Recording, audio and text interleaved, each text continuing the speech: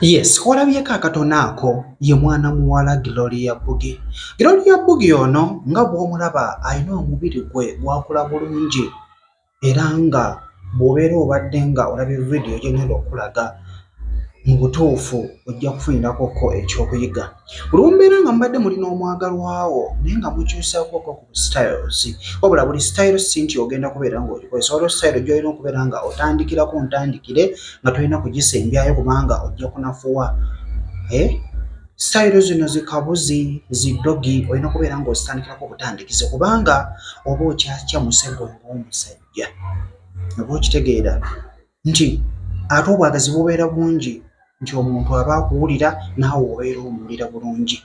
So kyensaba nga mwana muwala bw'ogenda okumulaba ng'anyoola ekiwato, omukyala ali eyo awuliriza, nyoola bulungi ekiwato ng'ate bw'osikina.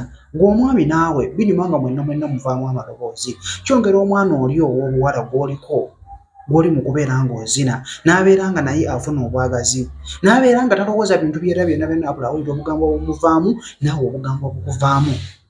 Then ekirala mu kyo ng'era bwe mbagamba ku TikTok, kinyuma nnyo okubeera nga gw'omukyala weesitiimingakokko. Bw'otunuulira amazzi agaali gava mu Gloria Bugi mu butuufu galaga nga galinga agaalimu ebirwadde lwakuba nti omusajja